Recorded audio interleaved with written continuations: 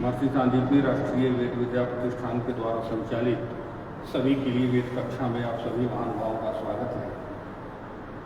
आज की कक्षा में बहुत प्रसन्नता का विषय है कि बृहदारण्यकोपनिषद में वर्णित मैत्रेय याज्ञवल्क्य संवाद का जो आदिभौतिक आध्यात्मिक आदिदैविक स्वरूप है, इस महनीय विषय पर चर्चा होगी। और इस महनीय विषय के लिए हमारे राष्ट्रीय आदर्श वेद पाठशाला के आचार्य, यजुर्वेद के आचार्य पंडित राकेश शर्मा जी उपस्थित हैं। आप एक बहुत ही गंभीर ऋषि परंपरा के चिंतक विद्वान हैं। मूल वेद एवं उसके अर्थानुगमन में सतत प्रयत्नशील रहने वाले एक महामनस्वी व्यक्तित्व हमारे बीच उपस्थित हैं। मैं पंडित शर्मा जी से अंतःकरण से स्वागत करते हुए शर्मा जी का निवेदन करूंगा कि इस कक्षा में इस गुरुतर विषय को हमारे समक्ष उपस्थित कर कृतार्थ करने की कृपा करें। श्रीमान शर्मा जी।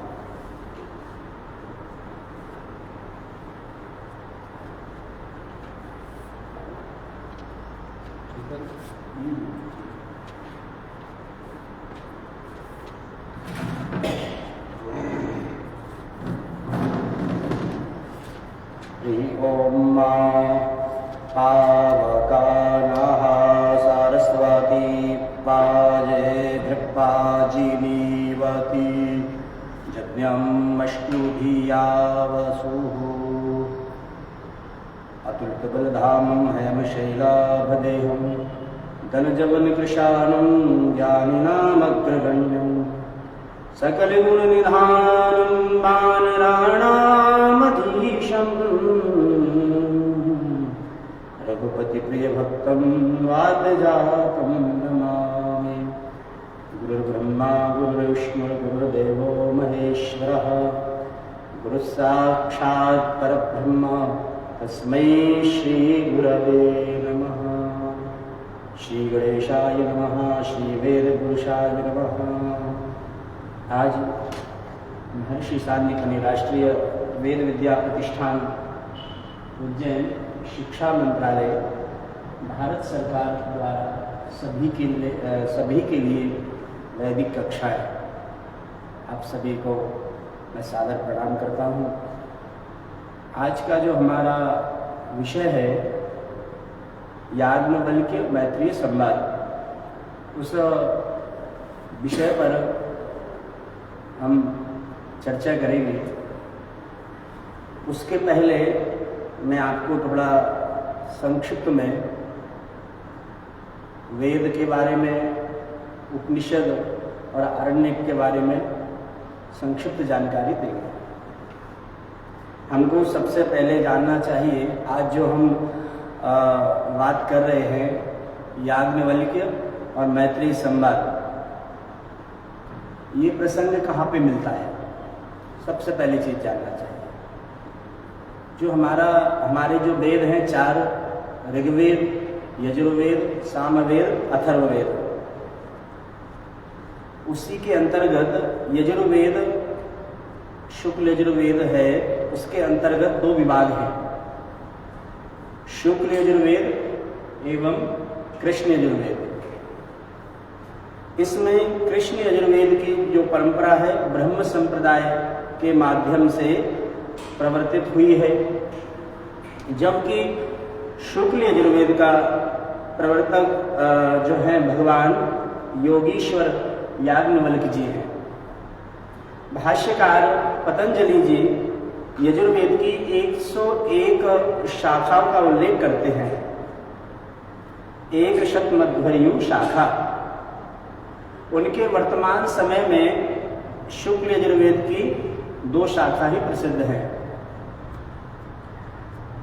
काण्व शाखा, माध्यन्दिन शाखा। इस समय कृष्ण यजुर्वेद की 4 शाखाएं उपलब्ध होती हैं। तैत्तिरीय, मैत्रायणी, कठ और कपिष्ठल। कृष्ण यजुर्वेद का तैत्रीय ब्राह्मण भी प्राप्त होता है। शुक्ल यजुर्वेद के मंत्र दृष्टा जो हैं वह योगीश्वर याज्ञवल्क्य जी ने शुक्ल यजुर्वेद का पाठ अपने दो प्रमुख शिष्य माध्यन्दिन और काण्व को दिया। इसलिए दोनों संहिताएं शुक्ल यजुर्वेद की माध्यन्दिन और काण्व संहिता के नाम से भी जानी जाती है। शुक्ल यजुर्वेद माध्यन्दिन संहिता वाजसनेय संहिता के नाम से भी व्यवहित है। दोनों ही संहिताओं में 40-40 अध्याय हैं तथा अंतिम अध्याय ईशावास्योपनिषद के रूप में है। जो हमारा यजुर्वेद का 40वां अध्याय है ईशावास्योपनिषद, उसमें कई मंत्रों वेदों में कहा गया हम जो कर्म करते हैं, कर्म करते ही कुर्वन्नेवेह कर्माणि जिजीविषेच्छतग्नु समाहा। आप 100 वर्ष की आयु कब जी सकते हैं? आप कर्म करते हुए। कर्म करेंगे तो ही हमको 100 वर्ष आयु हम जी सकते हैं। अर्थात कर्म को भक्ति से जोड़ना चाहिए। आगे यद्यपि काण्व संहिता के ईशावास्योपनिषद में 2 अधिक मंत्र हैं, अर्थात इसमें 18 मंत्र हैं। इन दोनों संहिताओं के ब्राह्मण भी अलग अलग हैं। एक को काण्व शतपथ ब्राह्मण तथा दूसरे को माध्यन्दिन शतपथ के रूप में जाना जाता है। दोनों ही ब्राह्मणों में बृहदारण्यक उपनिषद का भाग भी सम्मिलित है। अतः मूल रूप से ये कहा जा सकता है यह उपनिषद शतपथ ब्राह्मण ही है, लेकिन यह अंश विशेष रूप से ब्रह्म विद्या का उपदेश करता है, इसलिए ज्ञान कांड के रूप में रखा गया। यजुर्वेद के वर्तमान समय में 7 उपनिषद हैं। तैत्रीय, महानारायण, कठ, मैत्रायणी, श्वेताश्वतर, ईश तथा बृहदारण्योपनिषद। आज जो हम चर्चा करेंगे मैत्रेय और याज्ञवल्क्य जी का संवाद, वह बृहदारण्योपनिषद में मिलता है, जिसमें ईश तथा बृहदारण्योपनिषद का संबंध शुक्ल यजुर्वेद से है तथा 5 शेष जो उपनिषद का कृष्ण यजुर्वेद से है। बृहदारण्यक उपनिषद में कुल 6 अध्याय हैं। अध्यायों का विभाजन ब्राह्मण के नाम से किया गया।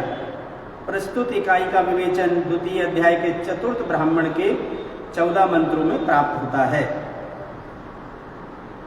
बृहदारण्यक उपनिषद का महत्व, इसका क्या महत्व है? बृहदारण्यक जो है उपनिषद के नाम के अनुरूप ही एक विशाल उपनिषद है। वस्तुतः ये उपनिषदों में सबसे बड़ा है। इस पर शंकराचार्य जी ने भाष्य भी विस्तार के साथ किया है। अनेक प्रकार की तात्विक चर्चाएं हैं और इसमें कुल 6 अध्याय हैं। प्रत्येक अध्याय के ब्राह्मण हैं। प्रथम अध्याय में 6 ब्राह्मण हैं, द्वितीय अध्याय में भी 6 ब्राह्मण हैं, तृतीय अध्याय में 9 ब्राह्मण हैं, चतुर्थ अध्याय में 6 ब्राह्मण हैं, पंचम अध्याय में 13 ब्राह्मण हैं, छठे अध्याय में 5 ब्राह्मण हैं। प्रत्येक ब्राह्मण के अपने अपने अनेकों पाठ हैं। इस प्रकार की दृष्टि से विशाल ये उपनिषद बहुत ही महत्वपूर्ण है। अनेक संवादों के माध्यम से ब्रह्म को समझाने का उपदेश दिया गया है। जैसे गार्ग्य और अजात शत्रु का संवाद है, अगला याज्ञवल्क्य मैत्रेय का संवाद है, एवं जनक याज्ञवल्क्य का संवाद है, आदि अनेक महत्वपूर्ण संवाद ये बृहदारण्योपनिषद में मिलते हैं। सभी तत्वों पर विशेष व्याख्यान किया गया है। भूत, महाभूत, मर्त्य, अमर्त्य, मूर्त, अमूर्त, सत, असत, ब्रह्म, ब्रह्म विद्या आदि का विशद विवेचन किया गया है। वायु और अंतरिक्ष अमूर्त है, ये अमृत है। पृथ्वी आदि 3 भूत मूर्त है।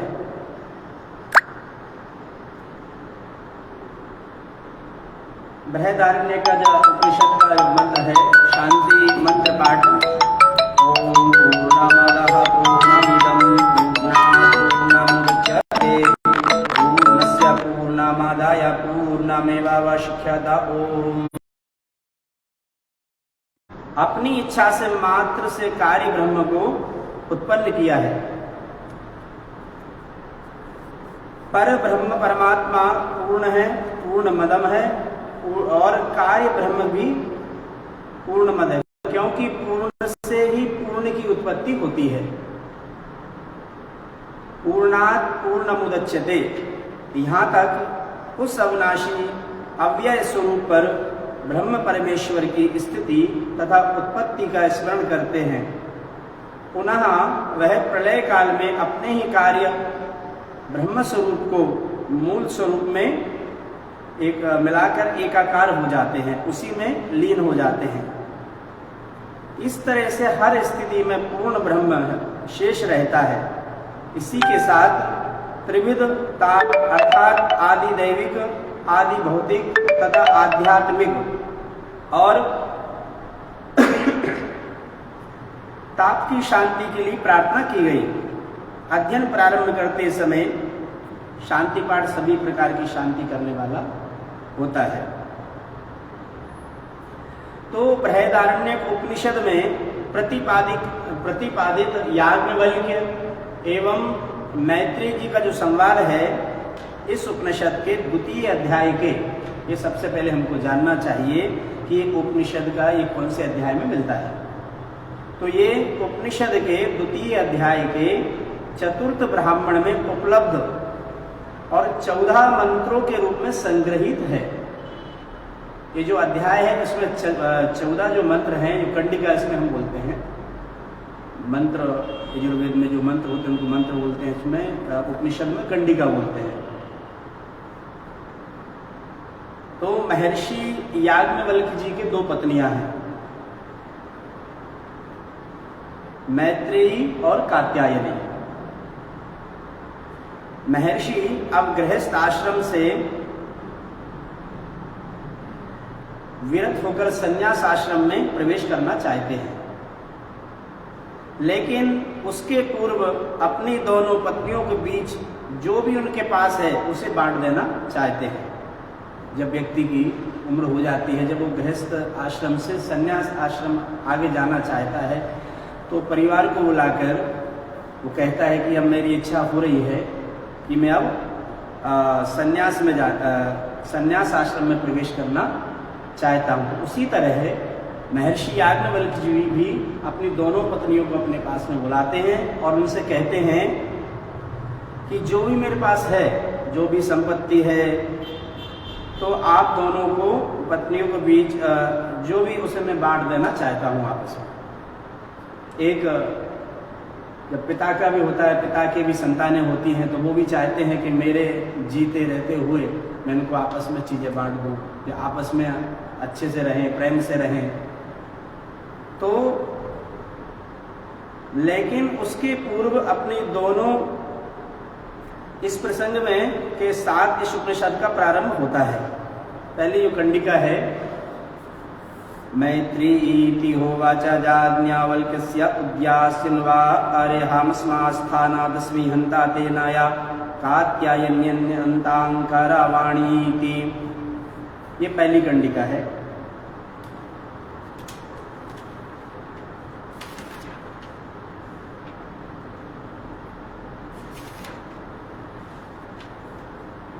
मैत्रेयीति होवाच याज्ञवल्क्यः। अरे मैत्रेयी, ऐसा किसने कहा? याज्ञवल्क्य जी ने कहा। मैं इस स्थान गार्हस्थ्य आश्रम से ऊपर संन्यास आश्रम में जाने वाला हूँ। अतः तेरी अनुमति लेता हूँ और चाहता हूँ इस कात्यायनी के साथ तेरा बंटवारा कर दूं।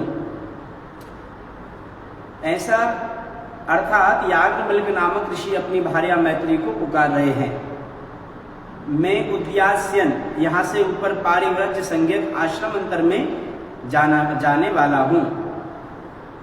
अर्थात इस गृहस्थाश्रम में ऊपर दूसरे आश्रम में जाने के लिए इच्छुक है, इसलिए हंत तेरी अनुमति चाहता हूँ। इसकी शिवा ये भी इच्छा है कि इस अपनी दूसरी भार्या जो है कात्यायनी के साथ तेरा अंतयानी विच्छेद बंटवारा भी करूं। पति के द्वारा मुझसे संबद्ध हुई तुम दोनों का आपस में जो संबंध था, अब द्रव्य विभाग करके उस संबंध का विच्छेद कर दूंगा। अर्थात धन के द्वारा तुम दोनों का बंटवारा करके मैं चला जाऊंगा। और दूसरी कंडिका में साहो वाचा मैत्रेयी, उस मैत्री ने कहा भगवान यदि ये धन से संपन्न सारी पृथ्वी मेरी हो जाए तो क्या मैं उससे किसी प्रकार अमर हो सकती हूँ? वो प्रश्न करती है। याज्ञवल्क्य जी ने कहा कि ये सारा संपत्ति आप मेरे को दे दो, ये पूरा संसार जो है पूरी पृथ्वी मेरी हो जाए तो क्या मैं उसे किसी प्रकार अमर हो सकती हूँ? ऐसा वो कह रही है याज्ञवल्क्य से। याज्ञवल्क्य जी ने क्या कहा? याज्ञवल्क्य को नहीं, भोग सामग्रियों से संपन्न मनुष्यों का जैसा जीवन होता है वैसा ही तेरा जीवन हो जाएगा। धन से अमृत तत्व की तो आशा किसी को भी नहीं करना चाहिए। व्यक्ति सोचता है कि धन आने से हमको सुख शांति मिलेगी। क्या कभी इस संसार में किसी को धन से कभी शांति मिली है? कभी धन से शांति नहीं मिलती है। इसलिए व्यक्ति को जो हमारे वेदों में शास्त्रों में जो बताई गई हैं बातें कि मन की शांति कब मिल सकती है, हमको ईश्वर का भजन, अनुष्ठान, गायत्री जाप, अपना दिनचर्या अनुशासन जो हमारे वेदों में बताया उसके मार्ग पर चलना चाहिए। और उसके मार्ग पर अगर हम चलते हैं तो हम अपनी मन की शांति को प्राप्त कर सकते हैं। आगे वो कहते हैं भगवान यदि ये समुद्र से गिरी हुई तथा वित्त जो धरती है सारी मेरी हो जाए तो मैं इससे किसी प्रकार अमर हो सकती हूँ? अर्थात किसी भी प्रकार अमर नहीं हो सकती, ऐसा महर्षि याज्ञवल्क्य जी कहते हैं। अब उसमें वो ये भी कह रहे हैं, याज्ञवल्क्य उत्तर ये दे रहे हैं यदि कथम प्रत्युवाचा याज्ञवल्क्य कथमिति यद्याक्षेपार्थम अनुमोदनम नेति होवाचा याज्ञवल्क्यस्य इति।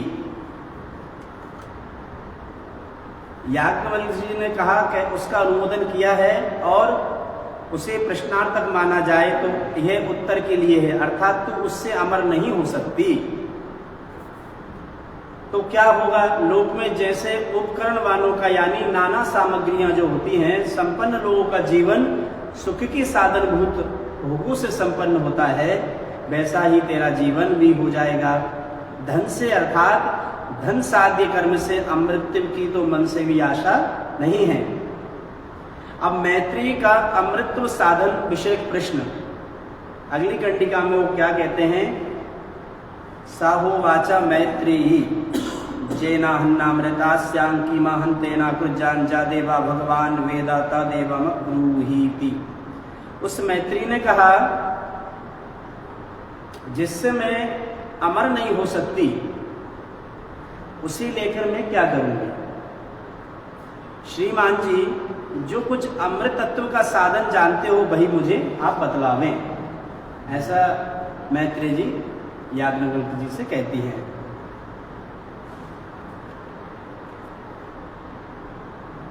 तो मैत्री जी ने कहा, इस प्रकार कहे जाने पर मैत्री ने उत्तर दिया यदि ऐसी बात है तो उस धन से मैं क्या करूंगी? आप तो मुझको ऐसा उपदेश दीजिए जिससे अमृत का साधन मुझे प्राप्त होवे। तो याज्ञवल्क्य जी का जो आश्वासन है वो क्या कहते हैं? उन याज्ञवल्क्य जी ने कहा, धन्य हैं आप, अरे मैत्री आप धन्य हैं, तू पहले भी हमारी प्रिया रही और इस समय भी प्रिय लगने वाली ही बात कह रही है।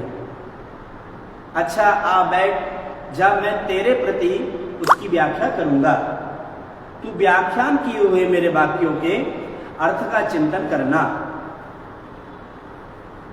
प्रियतम आत्मा के लिए ही अन्य वस्तुएं प्रिय होती हैं। अगले जो कंडिका में कह रहे हैं, सा होवाचा नवा अरे पत्यु कामाय पति ही प्रियो भवत्यात् मानस्तु कामाय पति ही प्रियो भवति। जो कंडिका जो होती है बोलने का, इसका एक नियम होता है, इसलिए कंडिका का मैं पाठ नहीं कर रहा हूँ।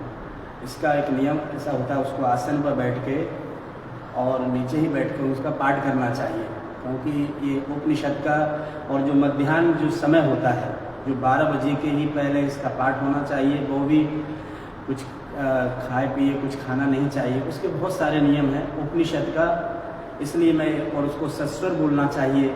ऐसा ये सब बृहदारण्यक के जो मंत्र होते हैं उसका बहुत नियम होता है, और इनका गलत ऐसे पाठ करने से और इनको ऐसे ही खड़े होकर बोलने से बहुत द्वेष लगता है। तो हम एक कंडिका का 1-2 शब्द बोल के उसका अर्थ कर रहे हैं ये, और आसन पर होना चाहिए, फर्श पे भी हम खड़े होकर नहीं बोल, बहुत सारे इसके नियम बताए गए हैं। तो अगली जो पंचम कंडिका है, उन्होंने कहा, मैत्री ये निश्चय है कि पति के प्रयोजन के लिए पति प्रिय नहीं होता है, अपने ही प्रयोजन के लिए पति प्रिय होता है। स्त्री के प्रयोजन के लिए स्त्री प्रिया नहीं होती, अपने ही प्रयोजन के लिए स्त्री प्रिया होती है। पुत्रों के प्रयोजन के लिए पुत्र प्रिय नहीं होते। ये व्यक्ति को समझना चाहिए कि हम कहते हैं कि ये मेरा बेटा है, बहुत मेरा प्रिय है, ऐसा नहीं है। उसके अंदर जो आत्मा है, किसी भी व्यक्ति के ऐसे आप बैठे हैं, आप मेरे को शरीर से प्रिय नहीं है, आपके अंदर जो आत्मा है, जो भगवान स्वरूप जो आत्मा है, क्योंकि जो आत्मा होती है वो अजर है, अमर है, वो कभी भी मरती नहीं है, तो उसको वो प्रिय है। वो इस कंडिका में बात बताना चाह रहे हैं। तो अपने ही प्रयोजन के लिए पुत्र प्रिय होते हैं, धन के प्रयोजन के लिए धन प्रिय नहीं होता। अपने ही प्रयोजन के लिए धन प्रिय होता है। ब्राह्मण के प्रयोजन के लिए ब्राह्मण प्रिय नहीं होता, अपने ही प्रयोजन के लिए ब्राह्मण प्रिय होता है। और क्षत्रिय प्रिय होता है, लोगों के प्रयोजन के लिए लोग प्रिय नहीं होते, अपने प्रयोजन के लिए लोग प्रिय होते हैं। देवताओं के प्रयोजन के लिए देवता प्रिय नहीं होते, अपने ही प्रयोजन के लिए देवता प्रिय होते हैं। प्राणियों के प्रयोजन के लिए प्राणी प्रिय नहीं होते, अपने ही प्रयोजन के लिए प्राणी प्रिय होते हैं। तथा सबके प्रयोजन के लिए सब प्रिय नहीं होते हैं, अपने ही प्रयोजन के लिए सब प्रिय होते हैं। दर्शनीय, श्रवणीय, मनन और ध्यान किए जाने योग्य हैं। हे मैत्रेय, इस आत्मा के दर्शन, श्रवण, मनन एवं विज्ञान से इस सब का ज्ञान हो जाता है। जो याज्ञवल्क्य और मैत्रेय संवाद की जो वर्तमान जो हम अभी जो आधुनिकता में उसका ये संवाद जो हुआ है वो प्राचीन में हुआ है, और आज की अगर वर्तमान में इसकी उपयोगिता देखें, ऋषि याज्ञवल्क्य और मैत्रेय का संवाद केवल एक प्राचीन वैदिक चर्चा नहीं है। हम इसको ये नहीं कह सकते कि ये उस समय जब ये वेद तो अपौरुषीय है, किसी ने बनाए नहीं इनको, ये प्रकट हुए हैं, तो हम ये नहीं कह सकते कि ये चर्चा तो उसी समय हुई होगी। उस चर्चा को आज हम वर्तमान में भी उसका उपयोग करके देखते हैं, तो हमको देखिए, बल्कि आज जीवन में भी अत्यंत प्रासंगिक है। इस संवाद में आत्मा, ब्रह्म, जीवन का उद्देश्य और आत्मज्ञान की महत्ता को भी समझाया गया है। वर्तमान समय में इसकी उपयोगिता निम्नलिखित हो रही है। इस संवाद के माध्यम से हम जान सकते हैं, जो मैत्रेयी याज्ञवल्क्य जी का जो संवाद हुआ है, याज्ञवल्क्य जी सारे अपना संन्यास में जाने से पहले सब कुछ देना चाहते थे, सब कुछ आप ले लो, पर उनने प्रश्न किया है याज्ञवल्क्य जी से, क्या ये सारी जो चीज आप मेरे को दे रहे हैं, इससे क्या मेरे को अमृत की प्राप्ति हो सकती है, ब्रह्म की प्राप्ति हो सकती है? पर जो प्राचीन में जो चर्चा हुई, तो आज इसकी वर्तमान में हम क्या उपयोगिता देख सकते हैं? भौतिक सुख संपत्ति और आत्मसंतोष सबसे पहला पॉइंट है, भौतिक सुख संपत्ति और आत्मसंतोष। याज्ञवल्क्य जी ने स्पष्ट रूप से कहा है कि धन संपत्ति से अमृतत्व संभव नहीं है। ये सबसे पहली बात जान लेना चाहिए व्यक्ति कि धन मिलने से, ये सब महल, ये गाड़ियां, ये सब होने से हमको शांति नहीं मिल सकती। आज लोग अधिक धन, उच्च पद और भौतिक सुख सुविधाओं की प्राप्ति को ही अपना जीवन का लक्ष्य मान रहे हैं। वो सोच रहे हैं कि यही लक्ष्य है, असल में ये असली लक्ष्य नहीं है। लेकिन फिर भी आप देखिए, मानसिक अशांति है लोगों में, और तनाव है, और असंतोष बना रहता है। ये सिद्ध करता है कि वास्तविक सुख बाहरी चीजों में नहीं, बल्कि आत्मबोध में है, आत्मा को जानने में है और ब्रह्म को जानने में है। उदाहरण, जैसे करोड़ों की संपत्ति होते हुए भी कई व्यक्ति डिप्रेशन और मानसिक तनाव से जूझ रहे हैं। विपरीत संत, योगी और साधक अल्प संसाधनों में भी आनंदित रहते हैं। आपने देखे होंगे ऐसे ऐसे संत ऋषि मुनि हुए हैं जिनके पास कुछ नहीं, वो अपना ब्रह्म का भजन कर रहे हैं, अनुष्ठान कर रहे हैं और खूब आनंदित हैं। और एक व्यक्ति है जिसके पास सब कुछ है, वो हमेशा डिप्रेशन, तनाव में है। तो ये संवाद हमको ये भी सिखाता है, इस उपदेश से हमें सीखने को क्या मिलता है? मैत्रेयी याज्ञवल्क्य संवाद से हमको सीखने को क्या मिलता है? सुख और संतोष केवल आंतरिक आत्मबोध से आता है, ना कि बाहरी साधनों से। फर्स्ट। अब दूसरी बात,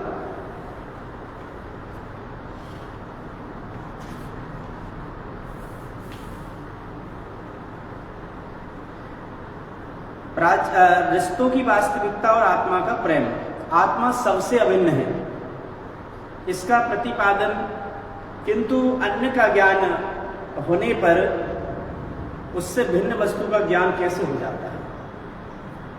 समाधान, ये कोई दोष नहीं है, क्योंकि आत्मा को छोड़कर और कोई भी वस्तु नहीं है। यदि होती तो आत्मज्ञान से ही उसका ज्ञान भी ना होता, किंतु अन्य वस्तुओं तो हैं, वस्तु तो है ही नहीं, आत्मा ही तो सब कुछ है। ये सब समझना चाहिए, जो भी सबसे बड़ी चीज है वो है आत्मा। आत्मा का ज्ञान होने पर सभी का ज्ञान हो जाता है। जिस व्यक्ति ने आत्मा का ज्ञान कर लिया तो उसको सभी चीजों का ज्ञान हो जाएगा। किंतु आत्मा ही सब कुछ किस प्रकार है, सो वेद क्या कहते हैं? अगली कंडिका, जो षष्ठ कंडिका है, उसमें वो बताते हैं। ब्राह्मण जाति उस पुरुषों का पराकृत यानी परास्त कर देती है। किसे? सो आत्मा से भिन्न आत्म स्वरूप को छोड़कर, अर्थात ये ब्राह्मण जाति आत्मा ही नहीं है। इस प्रकार जो उसे जानता है, उसे वे ब्राह्मण जाति ये सोचकर कि ये मुझे अनात्मा रूप से देखता है, परास्त कर देती है, क्योंकि परमात्मा ही सबका आत्मा है। इस प्रकार तथा क्षत्रम क्षत्रिय जाति ही तथा लोका देवा भूतानि सर्वम, इस प्रकार क्षत्रिय जाति तथा लोक, देव, भूत और सर्व, जिनका इदम ब्रह्मा इदम क्षत्रम इत्यादि रूप से अनुक्रम है, वे सब आत्मा में ही हैं। जो ये आत्मा की दृष्टव्य, श्रोतव्य इत्यादि रूप से प्रकरण प्राप्त है, क्योंकि सब कुछ आत्मा से ही उत्पन्न होता है, आत्मा में ही लीन हो जाता है, तथा स्थिति काल में भी आत्मस्वरूपी है। आत्मा को छोड़कर उपलब्ध न होने के कारण सब कुछ आत्मा ही है। तो प्रश्न यह है, किंतु इस समय स्थिति काल में ये सब आत्मा ही है, ऐसा किस प्रकार ग्रहण किया जा सकता है? उत्तर, चिन्ह मात्रानुगुण मात्र सर्वत्र चित्त स्वरूप तैवेति गम्यते। सर्वत्र चिन्ह मात्र की अनुवृत्ति होने के कारण सबकी चित्त स्वरूपता ही है, ऐसा जाना जाता है। इस विषय में दृष्टांत बताया जाता है, जिसके स्वरूप से अलग ग्रहण नहीं किया जा सकता, वह तद्रूप ही होता है, ऐसा लोक में देखा गया। अब जो मैत्री याज्ञवल्क्य संवाद का जो दूसरी बात, जो वास्तविकता है आत्मा का प्रेम, इस संवाद से हमको दूसरी बात क्या जानना चाहिए? प्राचीन परिप्रेक्ष्य में जब इनका ये संवाद हुआ महर्षि याज्ञवल्क्य और मैत्री जी का, तो याज्ञवल्क्य जी बताते हैं कि हम किसी को भी उनके अस्तित्व के कारण नहीं बल्कि आत्मा के कारण प्रेम करते हैं, ये बात जानना चाहिए।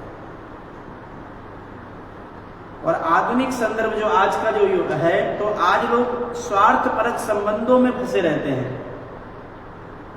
प्रेम, दोस्ती और पारिवारिक रिश्ते अक्सर भौतिक लाभ पर आधारित होते हैं। किसी व्यक्ति के पास कुछ है तो ही उससे प्रेम करेंगे, है कि नहीं? इनके पास इसलिए वो स्वार्थवश, आप कहीं भी देखिए, अगर मेरा स्वार्थ इनसे है उनसे तो ही मैं इनके पास जाऊंगा, मेरा स्वार्थ नहीं है तो मैं नहीं जाऊंगा। ये आधुनिक। और महर्षि याज्ञवल्क्य जी क्या कह रहे हैं? जो प्राचीन में जो उनका संवाद हुआ, जो चर्चाएं हुई हैं, उनने क्या कहा कि किसी को भी उनके अस्तित्व के कारण नहीं बल्कि आत्मा के कारण प्रेम करना चाहिए। उदाहरण इसका, जब तक कोई व्यक्ति धनवान है तब तक उसके मित्र संबंधी उसे महत्व देते हैं, लेकिन जब वह निर्धन हो जाता है तो कई लोग उसे छोड़ देते हैं। सच्चा प्रेम वही है जो आत्मा के स्तर पर हो, ना कि भौतिक इच्छाओं के कारण। इस सिद्धांत से हमें यह सीखने को मिलता है कि रिश्तों में आत्मिक जुड़ाव अधिक महत्वपूर्ण है, ना कि केवल भौतिक स्वार्थ। आध्यात्मिकता और मानसिक शांति, अगली कंडिका जो है 7वीं कंडिका, वह दृष्टांत ऐसा है कि जिस प्रकार ताड़न किए जाते हुए दुंदुभी नक्कारे के बाह्य शब्दों को कोई ग्रहण नहीं कर सकता, किंतु दुंदुभी या दुंदुभी के आघात को ग्रहण करने से उसका शब्द भी ग्रहण कर लिया जाता है। सा जथा सा इति दृष्टान्तः लोके यथा दुंदुभे रे यादे हन्यमानस्य ताड्यमानस्य दंडादिना। अर्थात सा यथा अर्थात वह दृष्टांत ऐसा है लोक में जिस प्रकार दंडादि से हनन ताड़न किए जाते हुए दुंदुभी बहरी आदि के बाह्य शब्दों को अर्थात बाहरे फैले हुए शब्द विशेषों को दुंदुभी के समान शब्द में से निकाले हुए दुंदुभी के विशेष शब्दों को कोई ग्रहण नहीं कर सकता। दुंदुभी का ग्रहण होने से अर्थात दुंदुभी के समान शब्द के विशेष रूप से ये दुंदुभी के शब्द जो हैं इस प्रकार में विशेष शब्द भी गृहीत हो जाते हैं, क्योंकि दुंदुभी के सामान्य शब्दों को छोड़कर तो उनकी सत्ता ही नहीं है, अथवा दुंदुभी के आघात दुंदुभी के आहन का नाम आघात है। उस दुंदुभ्याघात विशिष्ट शब्द सामान्य का ग्रहण होने से उसके अंतर्वर्ती विशेषों का भी ग्रहण हो जाता है, उससे अलग करके उनका ग्रहण नहीं हो सकता, क्योंकि विशेष रूप से तो उनका अभाव है। इस प्रकार स्वप्न और जागृत को किसी भी वस्तु विशेष का प्रज्ञान से अलग ग्रहण नहीं किया जा सकता, अतः प्रज्ञान से भिन्न उनका अभाव उचित नहीं है। अब जो संवाद प्राचीन में महर्षि याज्ञवल्क्य जी इनका हुआ, उसमें वो एक बात और बताते हैं, आध्यात्मिकता और मानसिक शांति। याज्ञवल्क्य जी ने स्पष्ट किया कि आत्मा की पहचान ऐसी समस्याएं बढ़ रही हैं, तो वर्तमान समय में हर व्यक्ति को समय निकालना चाहिए, ध्यान करें, योग करें, अपनी दिनचर्या बनाएं, क्योंकि इस संवाद से हमको यही शिक्षा मिल रही है, जो है सब कुछ आत्मा ही है, सब कुछ ब्रह्म ही है, जो वेदों में लिखा है वही सब कुछ है। अन्य संसार में जो चीजें वो सब कुछ नहीं है। वो तो कुछ क्षण के लिए शांति रह सकती हैं, जो भौतिक जो संसाधन जो होते हैं उससे कुछ क्षण के लिए हमको शांति मिलती है। आज ये पंखा चल रहा है, इसके लिए कुछ आ गया घर में खरीद लिया, थोड़ा शांति चलो हो गई, पर वो उससे आपको ये नहीं कि यही सब कुछ हो गया, नहीं। इसलिए महर्षि याज्ञवल्क्य जी क्या कहते हैं कि आत्मा की पहचान व्यक्ति को करना चाहिए, अपना समय कुछ निकालकर अपना एक कदम आध्यात्मिकता की ओर बढ़ाना चाहिए, ऐसा हमारे वेद कहते हैं। हमारे ईशावास्योपनिषद में भी कहा गया कि कुर्वन्नेवेह कर्माणि जिजीविषेच्छतगु समाः। आप 100 वर्ष आयु कब जी सकते हैं? जब आप अपने कर्म करेंगे, और बिना कर्म करते हुए व्यक्ति कभी भी 100 वर्ष की आयु जीने की कामना नहीं कर सकता। और हर चीज, हर वेदों में भी कई ग्रंथों में बताया गया, और कर्म को भक्ति से जोड़ना है कि फल से कभी नहीं जोड़ना है। आप कर्म करिए, आपको किसी से कहने की आवश्यकता नहीं है, ईश्वर से कहने की आवश्यकता नहीं है, क्योंकि ईश्वर ब्रह्म सब एक है, वो सब आपकी बात को समझते हैं। बस आपको कर्म करना है और कर्म को भक्ति से जोड़ना है। ध्यान, योग और आध्यात्मिक साधनाएं मानसिक शांति लाने में अत्यंत सहायक सिद्ध हुई हैं। वैज्ञानिक जो शोध बताते हैं ध्यान करने से तनाव, डिप्रेशन, अनिद्रा जैसी समस्याओं में राहत मिलती है। आगे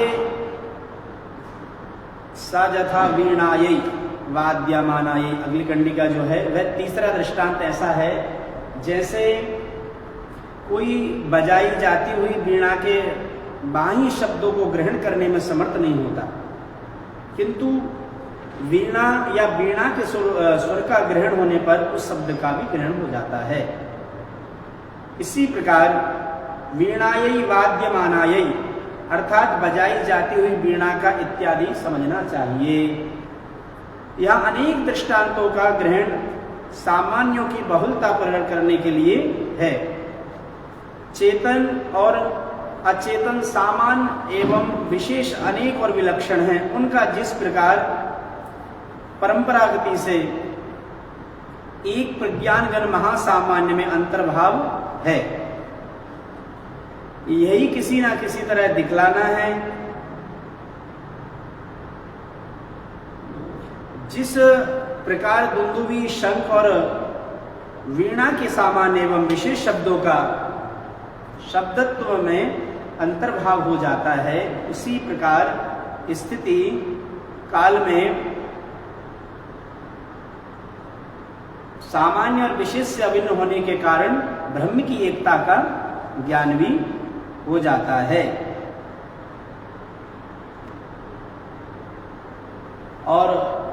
और भी कल हम इसके आगे और भी चर्चा करेंगे। और 2 मिनट महर्षि याज्ञवल्क्य जी के बारे में भी थोड़ा सा हम चर्चा करते हैं। महर्षि याज्ञवल्क्य जी कौन है? ये उपनिषद युग के महान ऋषि जो हैं महर्षि याज्ञवल्क्य, तो उपनिषद जो हमारे हैं उसके याज्ञवल्क्य जो हैं अपनी अद्वितीय आध्यात्मिक बुद्धि और शक्ति के लिए प्रसिद्ध थे। ये महर्षि याज्ञवल्क्य जी वे शुक्ल यजुर्वेद संहिता के दृष्टा हैं।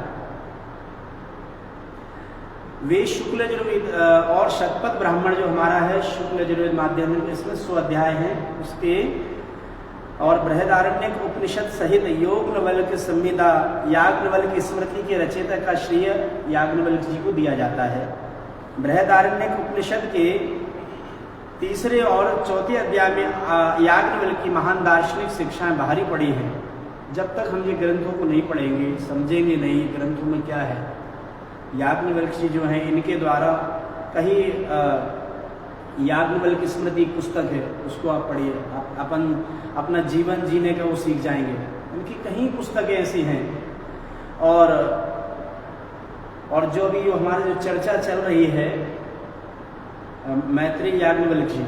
तो ये चौथे अध्याय में याज्ञवल्क्य की महान दार्शनिक शिक्षाएं भारी पड़ी हैं।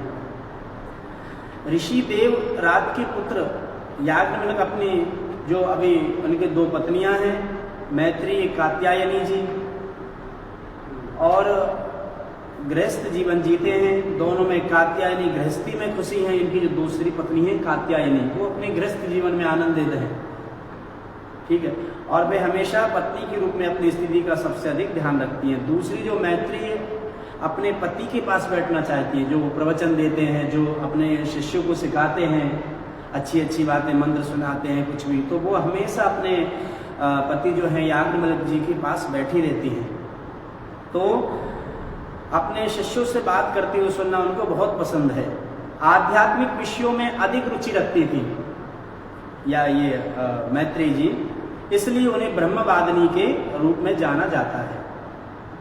जो ब्रह्म के ज्ञान में अधिक रुचि रखती थी, इसलिए उनके ब्रह्मवादिनी के रूप में भी जाना जाता है। अपने जीवन के अंतिम चरण में जब याज्ञवल्क्य जी, जो हम अभी चर्चा कर रहे थे, कि गृहस्थ जीवन त्याग कर वनवासी जीवन जीने का निर्णय लिया, इसलिए एक दिन वो अपने दोनों पत्नियों को बुलाया और उन्होंने कहा कि घर त्याग कर मैं अपने संसार में, अपने सन्यास में जा रहा हूँ।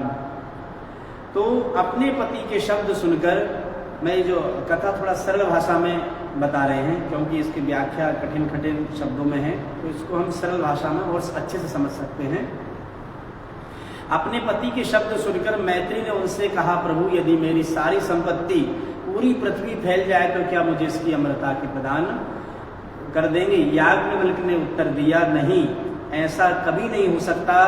तुम भी धनवानों की तरह मौज मस्ती के जीवन जी सकते हो, लेकिन अमरता की कोई उम्मीद नहीं होगी।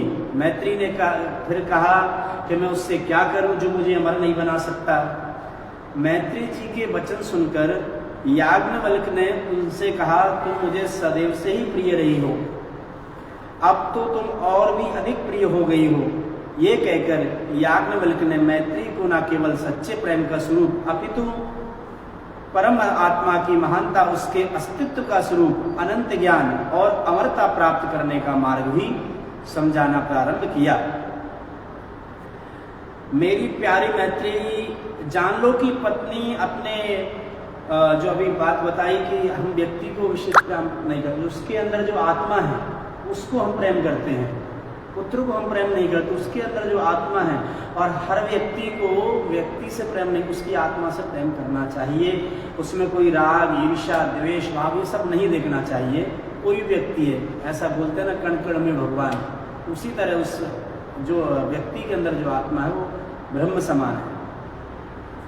जैसे समुद्र के बिना जल नहीं हो सकता, त्वचा के बिना स्पर्श नहीं हो सकता, नाक के बिना गंध नहीं हो सकती, और जीभ के बिना स्वाद नहीं हो सकता, आंख के बिना रूप नहीं हो सकता, कान के बिना ध्वनि नहीं हो सकती, मन के बिना विचार नहीं हो सकता, कान के बिना ज्ञान नहीं हो सकता, हाथों के बिना काम नहीं हो सकता, पैरों के बिना चलना नहीं हो सकता, शब्दों के बिना शास्त्र नहीं हो सकता। उसी प्रकार आत्मा के बिना कुछ भी नहीं हो सकता, ये जानना चाहिए। जैसे नमक की डली पानी में डाल दी जाए, नमक, और वह घुल जाती है, फिर बाहर नहीं निकाली जा सकती, वैसे ही पृथक आत्मा भी शुद्ध चेतना के सागर में विलीन हो जाती है। अनंत और अमर पृथकता शरीर के साथ आत्मा की पहचान से उत्पन्न होती है। जो तत्वों से बना है,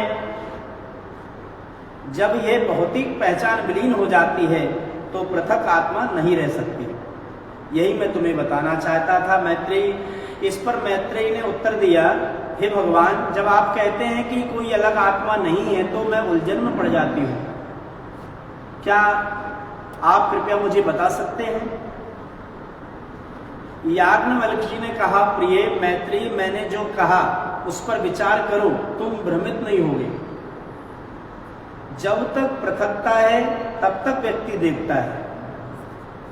ये बात सुनना चाहिए। जब तक व्यक्ति है, पृथकता है, तब तक व्यक्ति देखता है, सुनता है, सूंघता है, बोलता है, सोचता है। जानता है, लेकिन जब आत्मा को जीवन की अविभाज्य एकता के रूप में महसूस किया जाता है तो कौन किसके द्वारा देखा जा सकता है, कौन किसके द्वारा सुन सकता है, कौन किसके बारे में सोच सकता है, कौन किसके द्वारा जाना जा सकता है। मैत्रेयी मेरे प्रिय जानने वालों को कभी कैसे जाना जा सकता है। ये सुनकर मैत्रेयी के पास कहने को और कुछ नहीं बचा सिवाय इसके कि वह उन शिक्षाओं पर विचार करे जो उसे दी गई थी, ताकि वे अनंत और अमर विलीन हो जाएं। इस जो जीवन का जो सार है, वेदों का जो सार है, वो त्याग में ही है। अगर व्यक्ति त्याग करता है तो ईश्वर को प्राप्त कर सकता है। ब्रह्म को जानना चाहिए, नित्य अपने अनुशासन नियम ये सब बनाना चाहिए, हमको समय पे हर चीज़ समय पे करना चाहिए, अनुष्ठान, गायत्री, संतों के प्रवचन सुनना चाहिए। और आप सभी आए वेद कक्षा के लिए, आप सुनने के लिए, जो भी समझाने का प्रयास किया। कल इस विषय पर और भी हम चर्चा करेंगे और मैं हमारे जो हमारे जो महर्षि शांतिपनी राष्ट्रीय वेद विद्या प्रतिष्ठान के पंडित जी हैं, उनसे कहूँगा कि आप इस विषय पे कल और अच्छे से हमको और अच्छे से समझाएं तो हमको और अति कृपा होगी। इसी के साथ में अपनी वाणी को विराम देता हूँ। श्री वेद पुरुषाय नमः। ओम।